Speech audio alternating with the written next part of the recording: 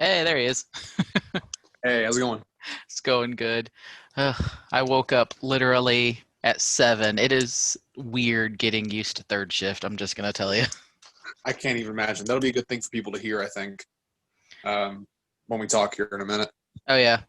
About people, or about me and why I'm like MIA and stuff for a little bit during the day. I mean, same. Like, and hold on one second. I'm putting in my headphones. Very good. I think we'll get into a better habit of figuring out. I'd love to talk to you about like a posting schedule and stuff, like, and what we're going to do during hiatus. I think that'll be good. Oh, yeah. Really, the main thing that I wanted to do during hiatus, first of all, is record podcasts. I've already got some interviews set up. The book that I sent you, I finished that this morning before I went to sleep, and I've got a podcast scheduled with her this coming week. There's like several different like one-off stuff that I want to record just kind of as like in between episodes of what we decide to do, just kind of like extra episodes. But in regards to series or anything like that, that's something I think we should definitely try to figure out. And I want to fundraise and all that other stuff, but. Okay. Yeah, that makes sense. Hold on. Let me see if Chanley has the link. She should have the link, but I just want to make sure. Oh, wait. Oh, she's in the waiting room. Hold on a second. Oh, okay. And here we go.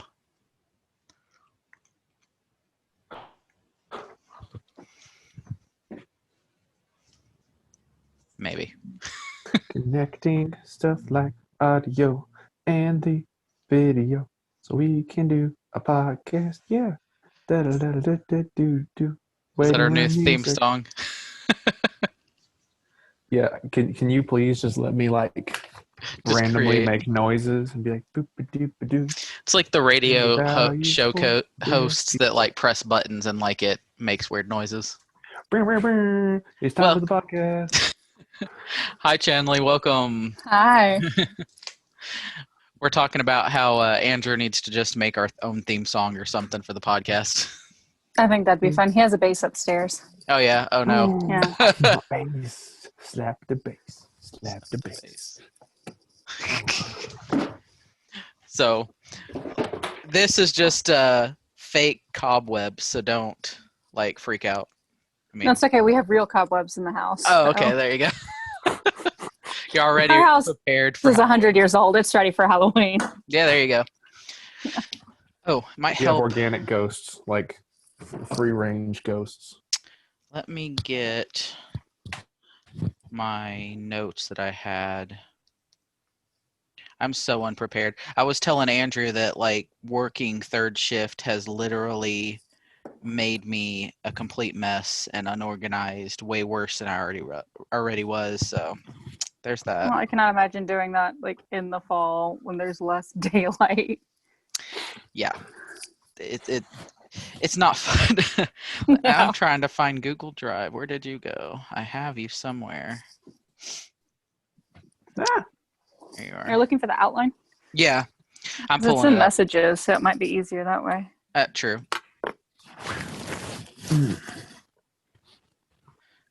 I'm going to turn on my massage chair and hope neither of y'all can hear it. Do it and we'll see if we can. Let's see. Okay, there we go. I got it. No, we can't hear it if you have it on. Perfect. If we just see her head start going like this. No, I turned off the neck part. Start snoozing or something. So I guess, I mean, if you guys... I'm drinking coffee. No, it hurts too much to snooze. What do you mean it hurts too much to snooze?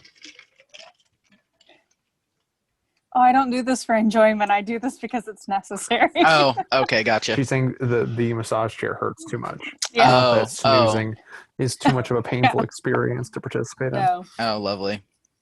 So I don't know how comfortable you guys feel with just kind of diving in. I mean, the outline is super like... So something that we never do, we don't like script anything. I mean, if you've ever listened to any of our podcasts, we usually go off on tangents like 1,000 times, and surprisingly, that's what people seem to enjoy. I don't understand it, but they're just like, I love the ADD aspect of this podcast.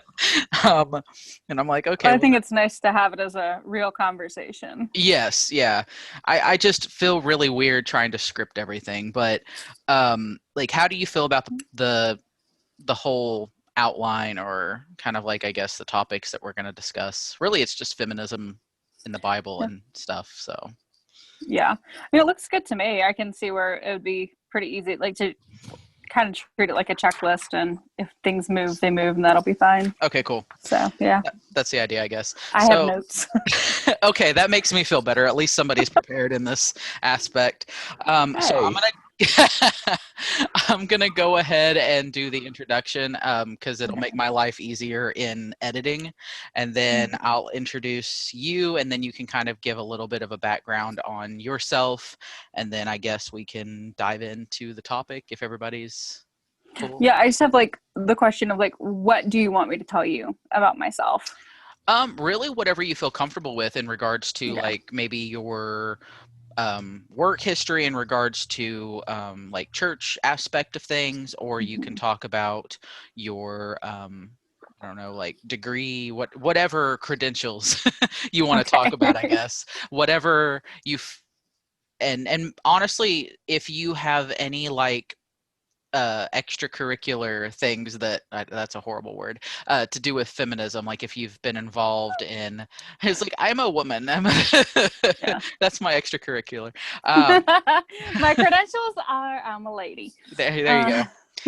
But like, I don't know if you've been involved in like women's studies classes, or if you've done any sort of like groups or anything like that, feel free to throw those in. If not, just cool. Credentials, all those fun things. Okay, so I'm gonna do the part that makes me feel super awkward. 1, 2, 3. Welcome back to another episode of QCFV, Queer Christian Family Values Podcast. I'm your host, Alex Birchnell, with our co-host, Andrew Cox, and we are with his lovely wife today, Chanley, and we're going to dive into feminism in regards to the Bible and all that fun stuff. So, Chanley, go ahead and give a quick introduction of yourself, and then we can dive right into it. Hi. Okay, so I guess the stuff you'd want to know about me is I am a native East Tennessean. I have lived here my entire life. Seriously, the smallest corner of Northeast Tennessee is where I've stayed. I grew up in a really conservative Christian home, like went to a private Christian school. My parents didn't want us going to public school. Led whatever that like prayer morning is that high schoolers do. Oh no. Was okay. Really, yeah. I was that kid. I grew up teaching in the church. Like I started teaching preschool with my parents when I was 12 and was leading my own class by the time I was 16. I ended up working at a college ministry stuff with Andrew. And when I was in the college ministry, I think I handled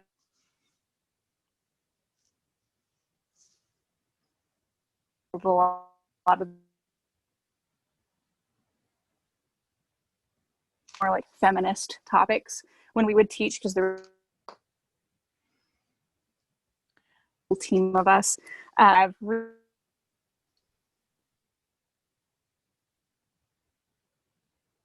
three others, and then I don't experience attraction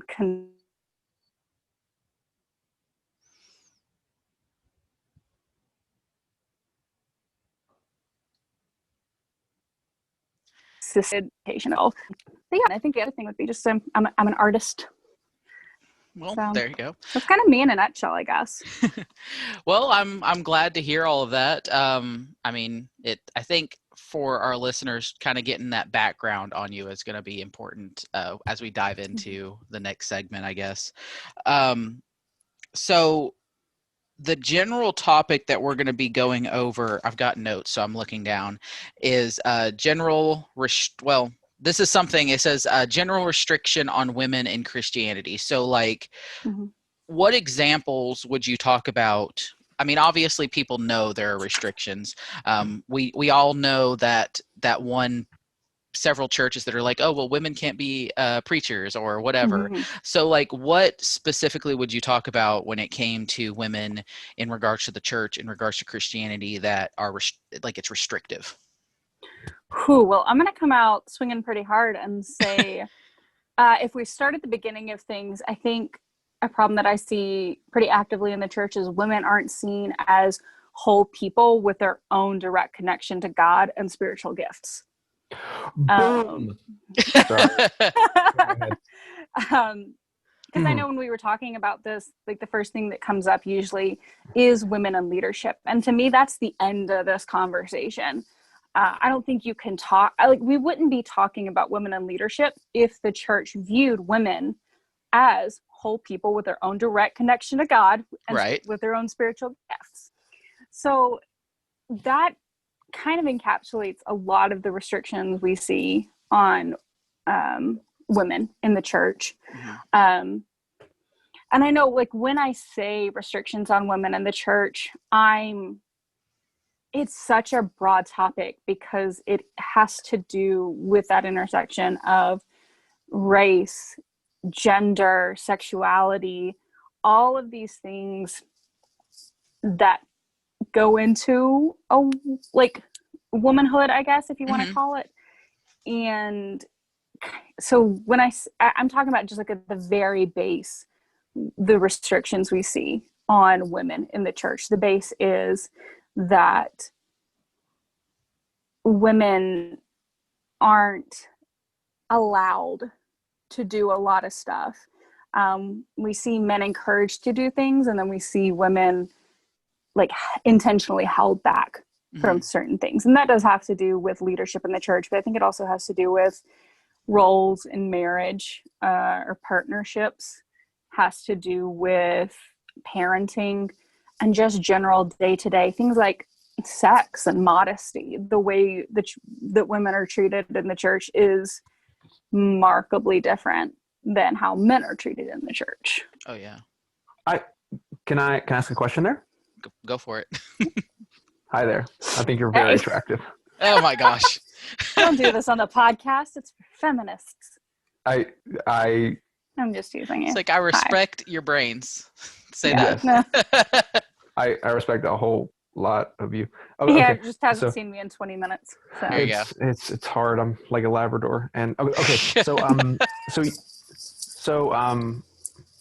Chanley, Miss Garber, when you and I were raised in a program-centric church structure, right? Program-centric church structure. And a lot of people are either what I would call a pre-program church structure, which is like small country Protestant church that when they get bigger may develop programs, or they're in a programmed church structure. A lot of people are. I would say that there's exceptions. It's not all Protestant, but looking at our viewer base, a lot of us here we're Protestants. So can you when you say that women are treated as if they don't have whole connections, and men by proxy are, can you think of how churches program or how they create the structure of how they're discipling people? Can you think of this idea that women aren't treated as whole people? Like, does that make sense? Is that a good question? I'm going to answer it. And if I start going the wrong direction, so kind of, if you look at the structured program,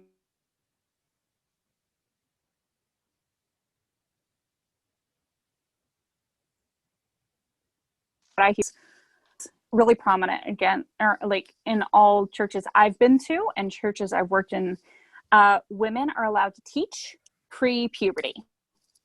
They are not allowed to teach any child that's gone through puberty. You stop teaching at like age 10. Women run children's ministries, preschool, babies, elementary school, you name it. The women are in charge of those. Women are encouraged to be in charge of those very early formative years, but as soon as kids hit puberty, men are in charge. Hmm. So as soon as kids start entering the world,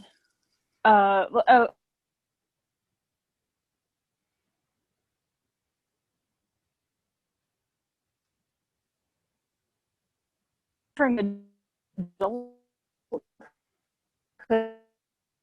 as an adolescent and puberty, and immediately your world just where women are no longer, you can tell that she's not the leader. The man is centered further stage, like further up stage. I don't think I'm getting my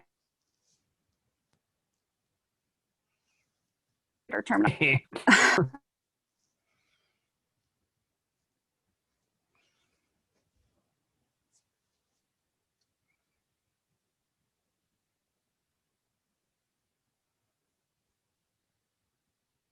I make room women. And I apologize. My internet is being really, really weird right now. Give me like 2 seconds, guys, and I apologize. I'm going to be right back. Like, pause. Okay. On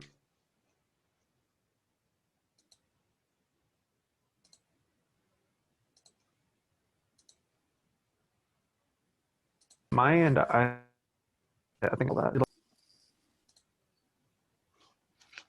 Well, I think it's my connection. I'm going to try going in a different way. I wonder if it'll let me join a second time. Let's find out. It's my computer. I'm on like a really weird Wi-Fi right now. Okay. Can you see me? Am I connected okay? Yes. Okay. All right. So we're going to keep As far recording. as I can tell. Okay, cool. All right. So I missed. So how much of that did you catch? Okay, so I heard up to the point where it was talking about what she was talking about. Um, Women cannot lead beyond like the basically puberty, and that after that men are in charge, and it kind of started cutting out after that. Okay, then I'm just going to start back there. Okay, sorry. Yeah, so women, you're good. Women aren't allowed to teach kids that are entering that adult phase of life, because you start adult life as an adolescent in puberty. So as soon as these kids enter that more adult space, they no longer have women as an authority in their life. And so immediately their spiritual authority of adulthood, of maturity, becomes a man. Makes sense. You also see it on the worship stage. You often have like a woman who is a lead vocalist, but very rarely is she the worship leader. So even in this moment that the church considers incredibly holy, this worship to God, women aren't leaders. So I think there's a lot of ways in the programming that you can see on stage, or stages, I guess, that women aren't seen as able to lead others to God, especially like other adults. I think sometimes kind of what Andrew was talking about with the programmed and pre-programming, I think a lot of churches get to the point where they have to create women's ministries because they go, oh crap, okay, so we have to make space for these people that we haven't treated as part of the church. And those come along later. They're very generalized. They're just kind of like, okay, well, the women will figure out what to do with the women a lot of times. Yeah. And I think that's something we see even in the more like quote unquote progressive churches, is you still have these specialized spaces for women in the church, whereas church as a whole is for men. Like, I guess you could, like, it's easy to see that as like really taking care of women, but it's the same reason we have children's ministry. Children don't go into the main sanctuary because they're not part of the adult congregation. Have such a generalized half of our church ministry. I think it speaks to a certain subconscious idea that women aren't really part of the congregation. and I think that a lot of people might hear that kind of as an extreme thing to say, but having worked in a church and having gone through like church planting assessment sort of things that I can talk about later, like I've seen what it looks like to be in those planning rooms. And I've sat in there and heard kind of, if you're not meeting half of your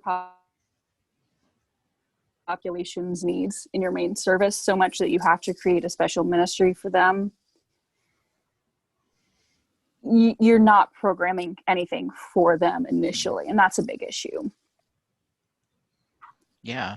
I mean, I think that really answers my question. And go for it, Andrew.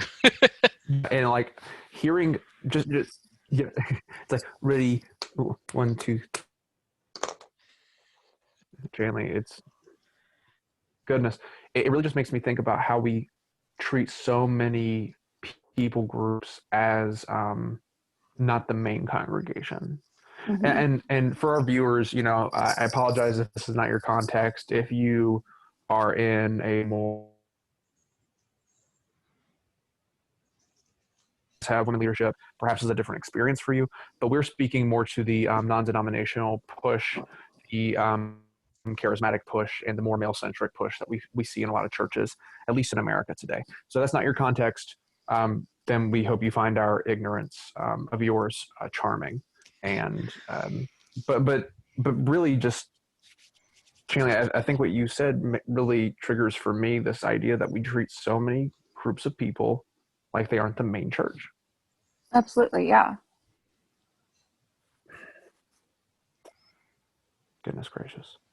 Yeah, kind of what I was saying, like with this intersectionality of what it means to be a woman. Like it's like I'm so limited in my context as a white woman. Like I have some overlap with the queer community, obviously, but I grew up financially secure.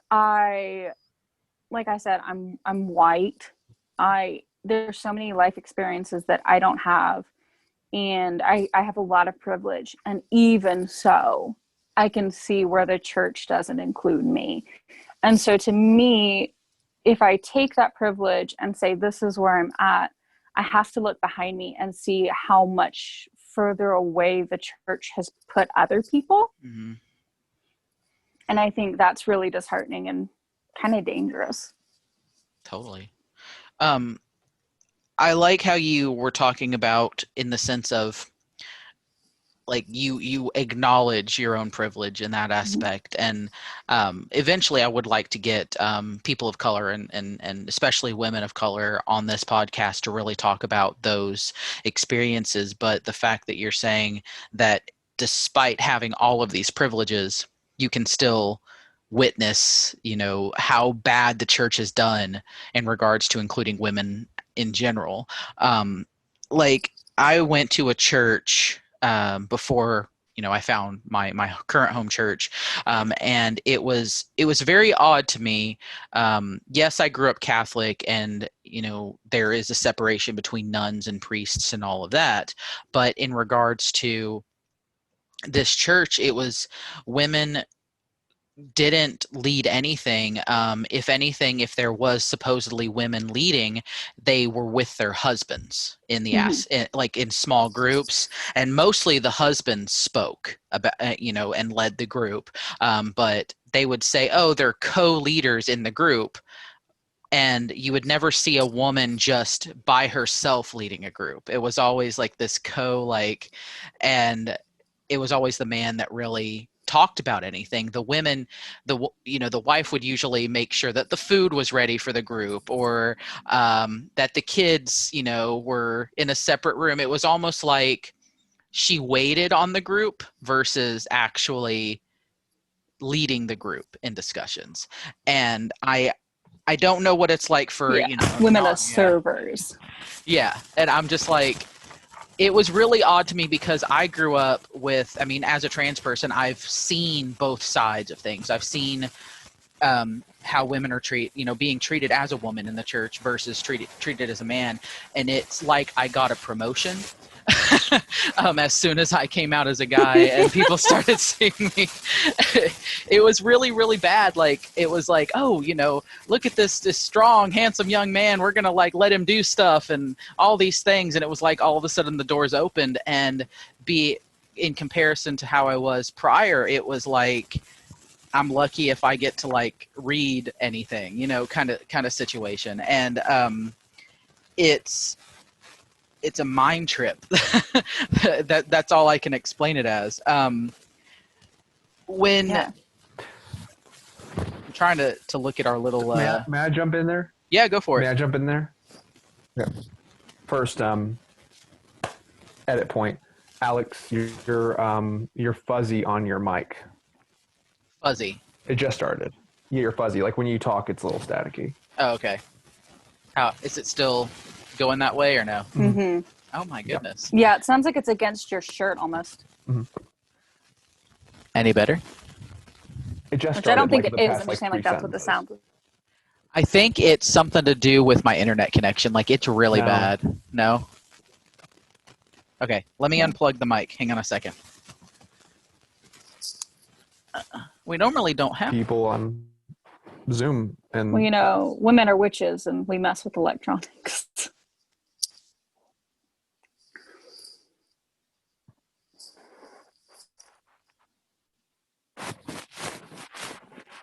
What's that patty face for?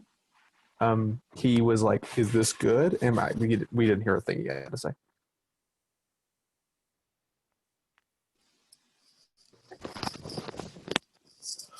anything. Better. I can hear you now. Oh, well, that's good. So edit point again. Here it is. So Chanley, I think you've given us a really good interjection to your experience in the church, and Alex, you've given us a nice point. But I just really want to highlight for a second here the big reason that this isn't just Alex and me having a conversation about feminism is because we're aware that as men, we can perpetuate the problem by being dudes talking about feminism. It would be the same thing that if the two of us sat here and tried to chat up about racial injustice. It just really doesn't further the narrative in a meaningful way. And I just really want to highlight the importance of, like, we see there's a problem in the church, and there's obviously a problem in the church. We have someone here ready to tell us about the problem in the church. And if we weren't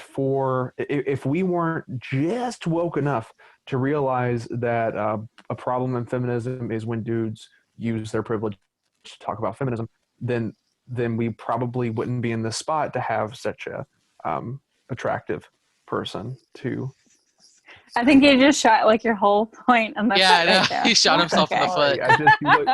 You look so great. Again, we are married. Those who are listening, that is why he's flirting. He's I'm not sorry, harassing yes, a it's guest. just- No, I'm not. this is totally consensual. I I'm signed up for this forever. He's harassing his wife. I'm definitely That's true. harassing someone. It's just someone who signed up for me forever. Okay. Okay. So Blooper. okay. But seriously, or this would just be a fun clip. Why not? But real talk though.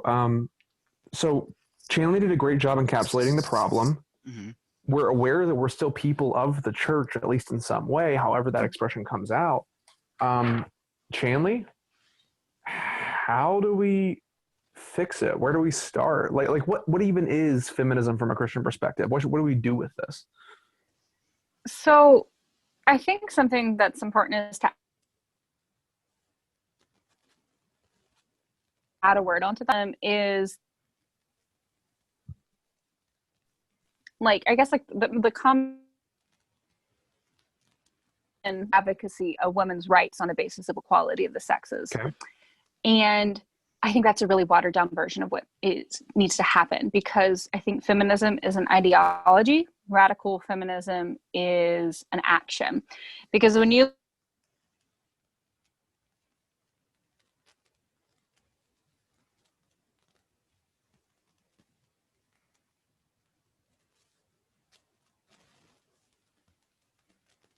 eliminate that in everything, while also recognizing that it's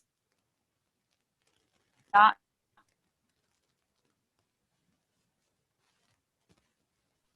just like class, like sexuality. There are so many things that are included, and those are all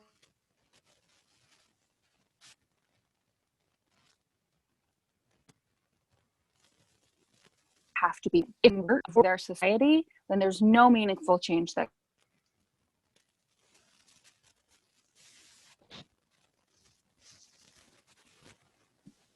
it's kind of what I was saying is like, if we're talking about women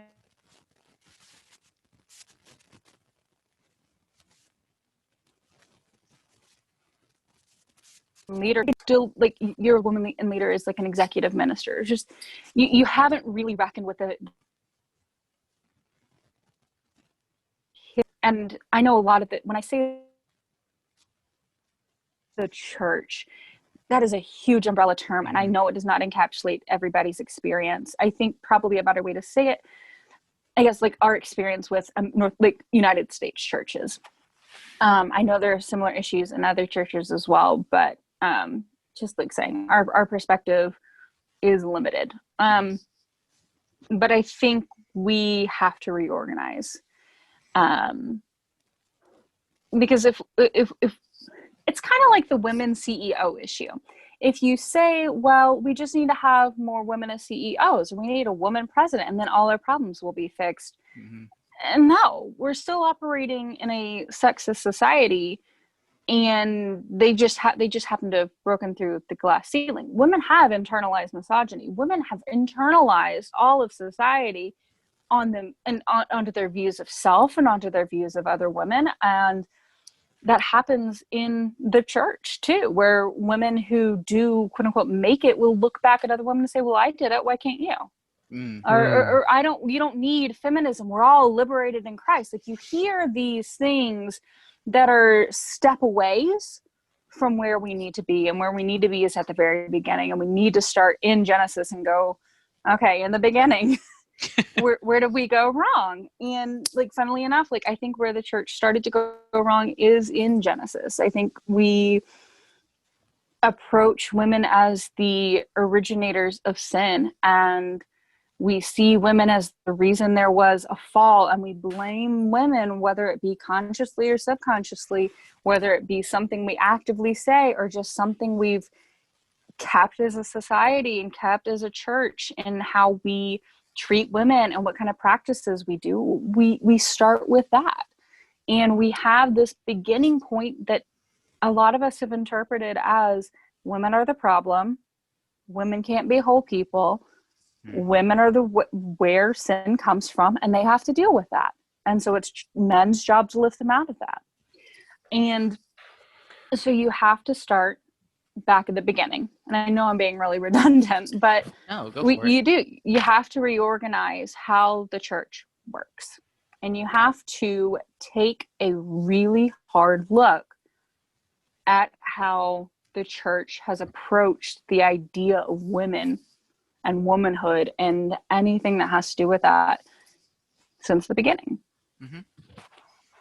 Yeah. Sounds like we need a feminist Bible study. I mean, am I wrong? Like, I'm not saying like, hey, Alex, plug for next time, QCSV. No. But I am saying, like, real talk though. I mean, doing textual criticism, starting from a new place in the Bible, is that what we need? Do we need to just kind of reorient ourselves to the text, and then, at least as Protestants that hold the text the way that we do, or do we? Is that the next step? Like, what do you think? Well, I think you have to go.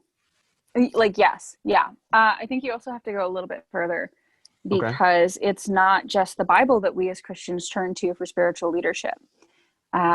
The other big word would be church fathers. And a lot of those church fathers have really complicated, bad things to say about women if they speak about them.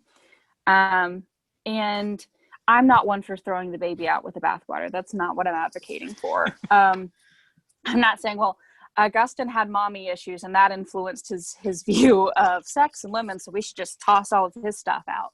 I mean, he did have that. That was part of it. Oh, That's a he had problem. such bad mommy issues. Yeah, I know.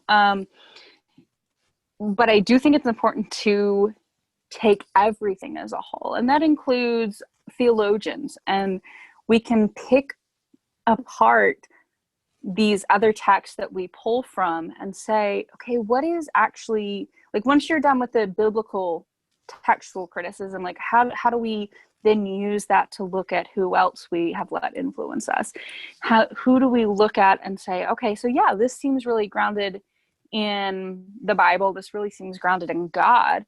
And then what do we say? That seems more like a product of, I hate using the phrase product of their time, but like, what is a product of society? Yeah. And taking those down a notch. Because I know, like, reading through, so I started seminary and stopped for a variety of reasons, but reading a lot of the quote unquote church fathers is really painful as a woman, because you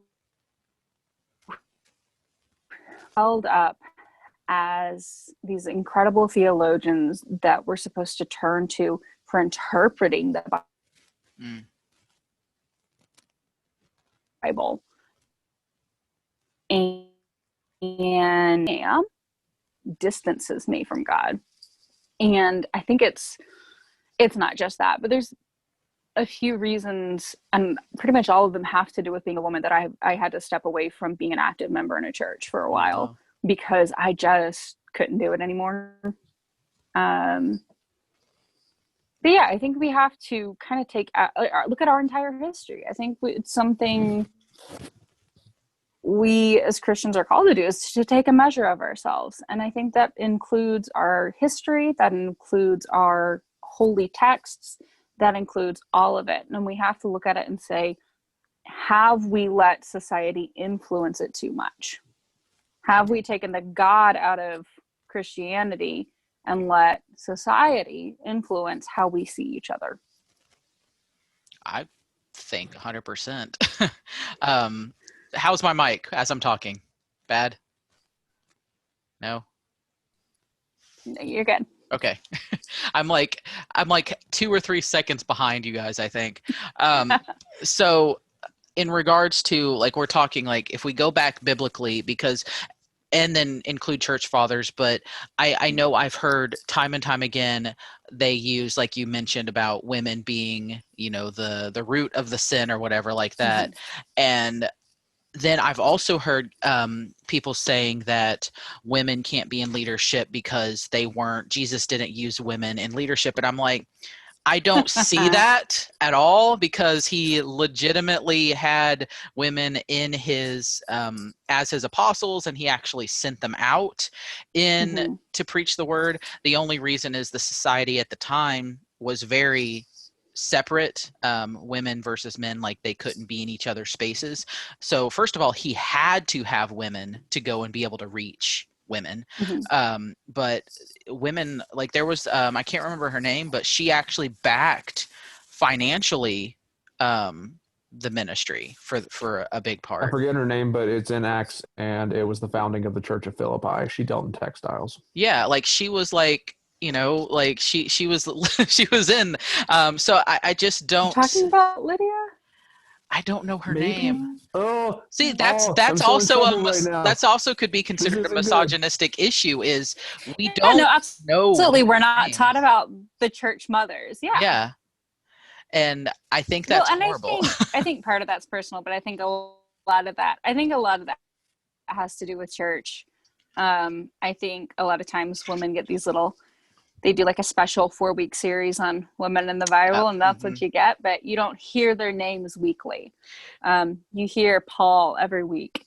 You hear the disciples every week. And we kind of, put women in their own little box because they're not included in the rest. I remember growing up, and they did a series. They wanted to do women in the Bible, and they wanted to talk about Bathsheba. and that was like, Oh, yeah, don't get me started on that poor Yeah. woman. And I'm like, you've got a bunch of kids that you're talking to, and you want to like uplift the women, and you want to talk about like, I mean, there's a whole other issue, but they wanted to up like, prostitution. They wanted to talk about prostitution, and it's like, okay, well, this is the woman that represented that. Or they wanted to talk about all this other stuff, and it was like, Buddy, where are the good no. people? Well, I mean, also Bathsheba is absolutely a victim, Yeah. and yeah, I think there's a lot of times where I think that's an entirely different conversation. It is, I think that has to do with a yeah. lot of how we glorify people in the Bible instead of accepting them as whole human beings like us. But yeah, right. Yeah. But yeah, like, I mean, the whole point of me bringing that up is people want to change. It feels like, well, they're always, the conservative side is like, oh, well, you guys cherry pick. It's like, well, I kind of feel like everybody is cherry picking, like so hard, especially when it comes to women. Like they want to make these the victims into like these villains, and we don't know names of people in the Bible. Of like you were mentioning, we know, Matthew, Luke, John, we know all of them, but we don't really talk about Ruth, or we don't talk about all these people that are like really prominent figures that could showcase how women in the Bible were inspiring, but we don't talk about it.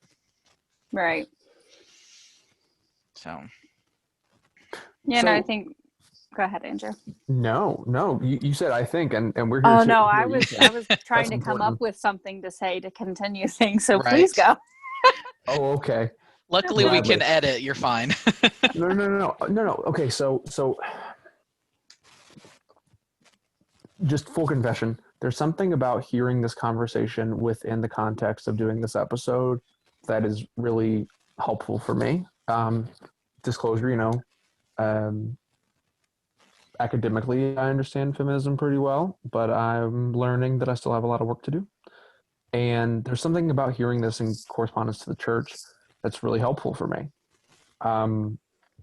But I have a concern, and that is that myself, maybe like other listeners, other male listeners that we have, or what should I do with this information instead of just become a better advocate? Like I feel like I can be a good advocate. I feel like I care about being a good advocate, but what is my role from where I sit in the conversation that we're having moving forward? And how do I best serve a positive radical feminist agenda? Really good question. Loaded. And that's super loaded. Yeah. I'm sorry. But that's just what I'm, and maybe there's not a great answer like that's. No, I don't think you need to apologize for a complicated question. Okay. I think it just means that I'm not going to have a very organized answer. That's fine. Go for it. Go with the theme of our podcast. Nothing's organized. Yeah, I think kind of what I'm reminded of that in that moment is that speaking of like forgetting names, is that moment where as long as he holds his arms up, they're winning. Remind me of the names of that story. Moses. Yeah. And as his arms begin to grow tired, his brother holds them up. I think women can do their own advocating, but I think we need the support of the men in the church, because in that moment they weren't just operating as two separate people, they were operating as one in the same goal. And I know I'm tired. I hate metaphors, but I had to step away from the church because I'm exhausted and I'm grieving, and I can't do it on my own. If I have to keep arguing my own existence to people, if I have to keep arguing my humanity and my spiritual humanity to people, it's exhausting. And we need people in the church who are seen as authorities by everyone, so men, Mm-hmm. to say, no, listen to her, listen to them. When they say that they need this, they mean it. When they say they need this, God is speaking through them to tell you, to call you to task, to say, treat them as you have treated yourselves. See them as you see them yourself. See them as my child as you see yourself as my child. And I think it is because men right now are the primary leaders in the church as a whole. A lot of that work is going to come from the pulpit. Mm. I think we need everyday advocates who call, because I think the biggest thing is it's not always educating other people and being real academic about it. It's like when people say sexist things, call them out on it. When people say things that you know aren't true, call them out. On an individual level, we educate people. And then from the pulpit, you stop worrying about keeping your congregation in their seats, and you start recognizing that not all your congregation feels like your congregation.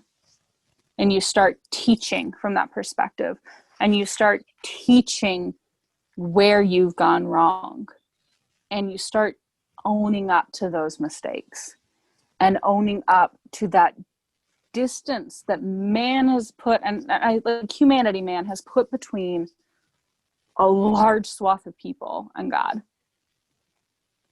So there's an individual level, and then there's a church level.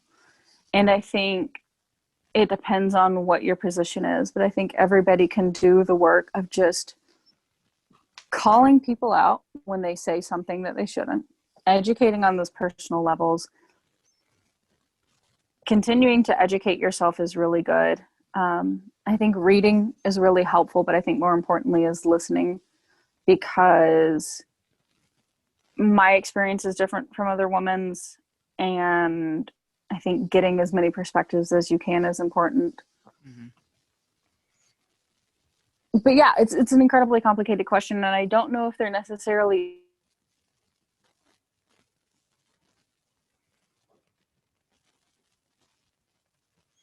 answered, because I think this is a key for you in the church, and we're asking that of the Black community and the Hispanic community, like all, we're asking basically anybody who isn't white that we've decided doesn't belong in our church. We're asking, okay, so how can we let you in now?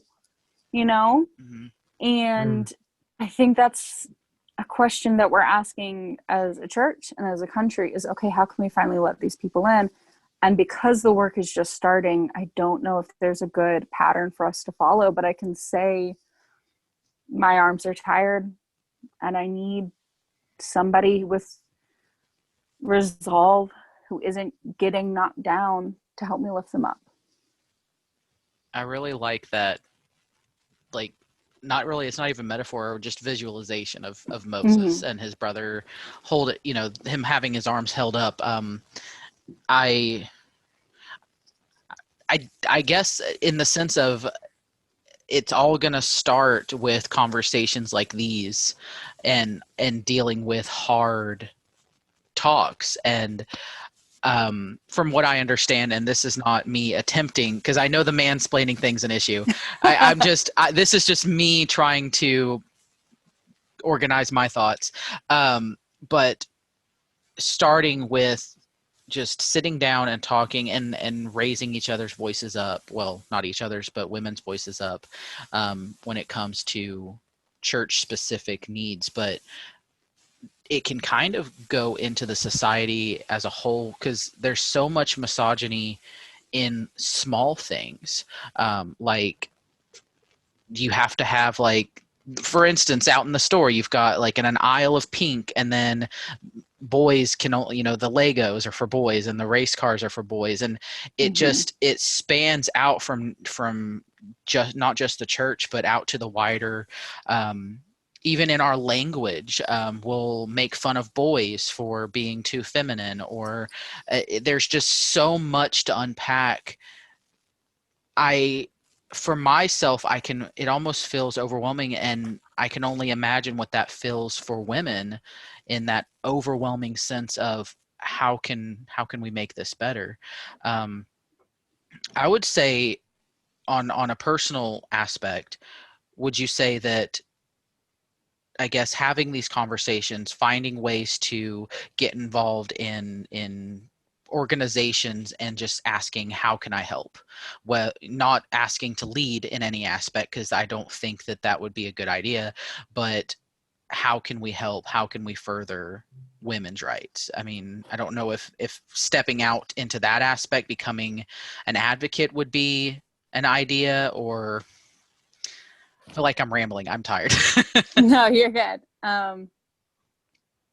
I guess just for clarification, like, what do you mean, like, with the organizations? Do you mean the church specifically, or what? I would say, if we're wanting to make changes in the church, obviously you do want to be involved in the church.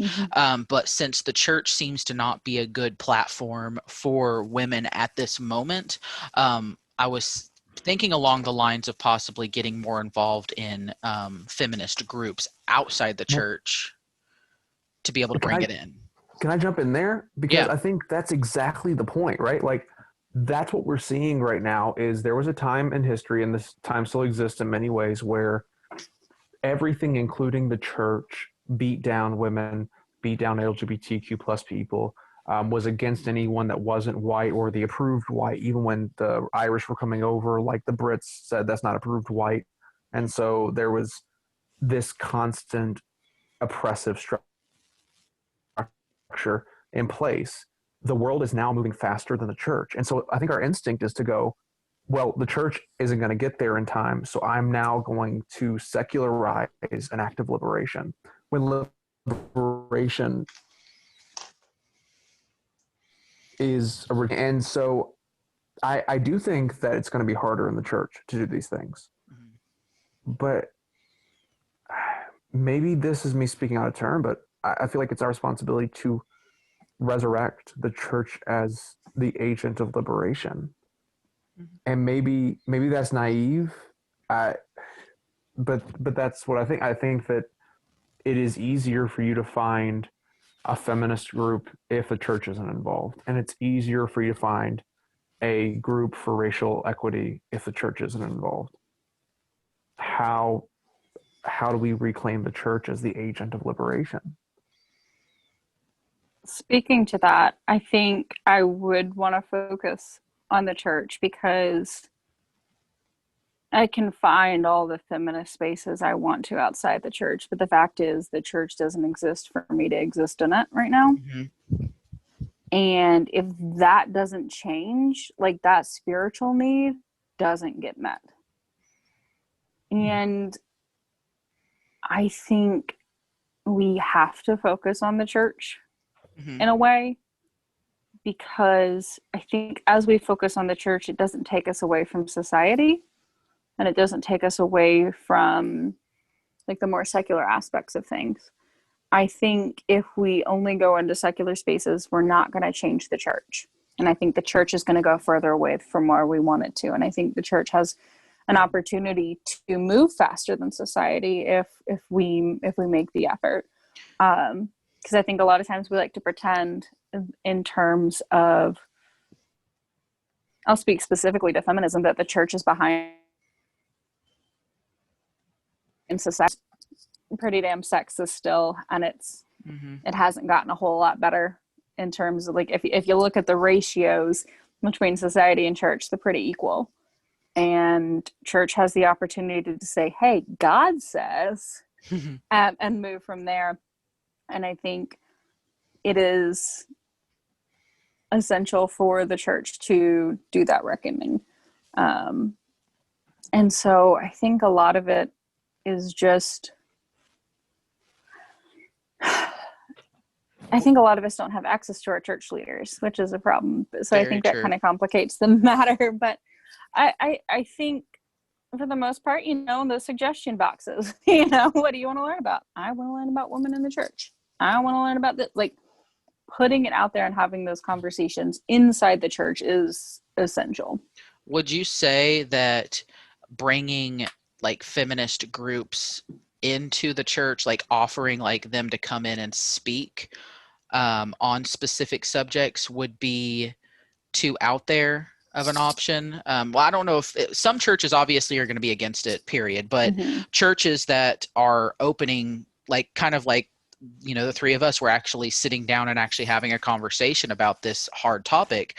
Do you think that inviting feminist leaders in the community that are pushing for change and pushing for equal rights, I mean, because that's still an issue in today's world, do you think inviting them to speak at the church, not in just like a one-off series, but in the sense of actually during a service saying, hey, we're inviting this person to come and talk about a hard issue, do you think that would be a step in the right direction? I think it could be, depending on the church and depending on the congregation. I think that would work in some contexts and backfire in others. So I think it would be important for each like individual church to look at, okay, like how can we get this across to our congregation, and how can we have these conversations? Because I think right now, kind of like what you and Andrew both said, is that it hits on this issue that a lot of social justice groups have had to separate themselves from the church. Because the church isn't making those steps. And unfortunately, the church has reacted in such a way that they've said, okay, well, those people are like anti-church and like we need to be in society, but not of it, or whatever bull the church says about that matter. Yeah, right. I can't remember the exact phrasing. The gist, you got it. The gist. So I think it could work in some congregations. But I think a lot of times if I don't hear it from the pastor, I don't think the church actually believes it. Okay. Because I've been in church spaces where they've invited a local Black pastor to speak, but haven't really spoken on racial justice or racism in the country and any other matter. And it's kind of like, okay, but what does my church think? Like, why do we have to bring someone outside to be our only voice? And so I think if that had been like the start of the conversation, very interesting. Okay. Yeah, I think if that had been the start of a conversation and been like, we're going to start with this person who's going to tell you their experience of being the leader of a Black church in a city where white churches dominate, and then we're going to have this conversation as a church with our leaders, I think that would be really good. So I think something like that could function similarly as like, hey, we're going to listen to the people in our society. We're going to listen to the people that are out there looking in and saying, this is what I like, how I feel with your church. This is what I deal with on a daily basis. And that being the start of a conversation from the church leaders themselves, I think that's very valuable. But I think a lot of times, with my experience, it's just because you have a person that represents a quote unquote, like I've used quote unquote so many times tonight. I'm kind of annoyed with myself. But well, I'm trying to like not say what I don't mean. Like quote unquote minority groups. If you and that's the only people you have, then it's not the church doing the reckoning. It's somebody coming in from the outside and doing the work for them. And I think each individual church needs to do their own work. And I think it gives a clearer, it's like that whole church clarity thing of what does your church actually stand for? And if it doesn't come from your pastors or your preacher, your leader's mouth, it's not that it doesn't count, but it kind of feels like they aren't taking responsibility for it. Yeah, because it doesn't necessarily pronounce that this is the direction the leadership is taking the church. Right. Yeah, I can see that. So, okay, so we normally do 40-minute episodes. I think we're doing great. We're coming up to the check mark. I thought so. Yeah. I thought so. Okay, so Chanley, we've got you for 2 episodes. You've done this great job about showing us like how sometimes we jump the gun to something that doesn't necessarily change it systemically, but instead just kind of gives like this totem of, oh, we're doing better with the ladies now, you know? Mhm. So Everybody wants to do better with the ladies. hey-o. Hey. That was fun. I'm glad we did that on recording. So, but okay, so where are you taking us next week? Like what's or Do I have to decide that? oh, okay. Well, We can decide that. How about this? We'll decide it in our group chat. We can I think decide that's that a good there. idea. oh my gosh, I'm so sorry. I thought I was doing a good transition, guys. I No, thought you it was. can't. Listen, What all is right, it you do? listeners. Edit point and clap your hands? Yes. No, Yeah, I can edit but this. It's okay. but okay, all right, but no, like if you don't edit this, listeners, listen. It's the pandemic. Andrew has changed some jobs recently. Like so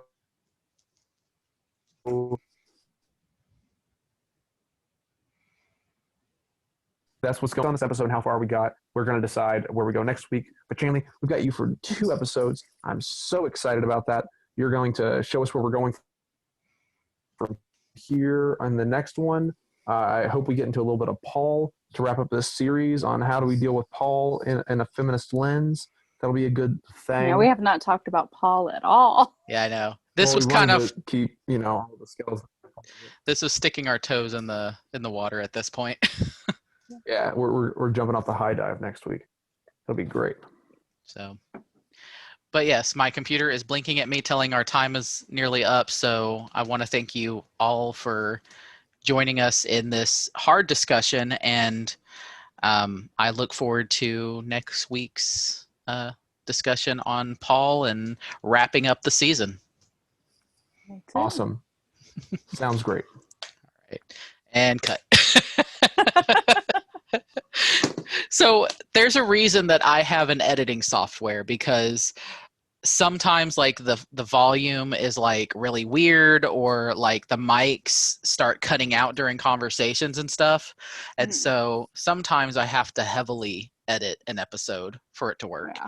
And sometimes Andrew likes to pace, like all the time likes to pace.